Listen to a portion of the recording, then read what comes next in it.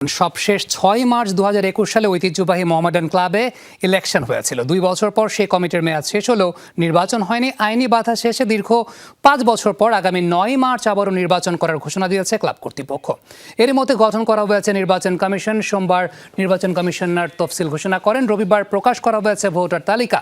মঙ্গল এবং বুধবার করা হবে মনোনয়নপত্র বিক্রি। পরিচালক পদের জন্য ১০,০০০ এবং সভাপতি পদের জন্য ৫০,০০০ টাকা দিয়ে মনোনয়নপত্র কিনতে পারবেন মোহামেডানের ৩৭১ জন সদস্য। ১ মার্চ মনোনয়নপত্র দাখিলের শেষ দিন। ৪ মার্চ করা হবে বৈধ প্রার্থী তালিকা প্রকাশ। আর ৯ মার্চ ঢাকা ক্লাবে দুপুর ২টা থেকে ৫টা পর্যন্ত ভোট গ্রহণ চলবে।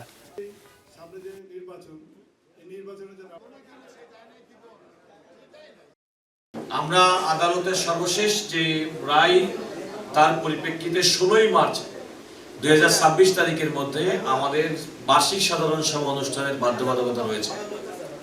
আমরা সেটি বিবেচনায় নিয়েই আমরা নির্বাচন কমিশনের পক্ষ থেকে মোহামেডান স্পোর্টিং ক্লাবের যে নির্বাচন বার্ষিক সাধারণ সভা সেটা আমরা শিডিউল তফসিল ঘোষণা করেছি।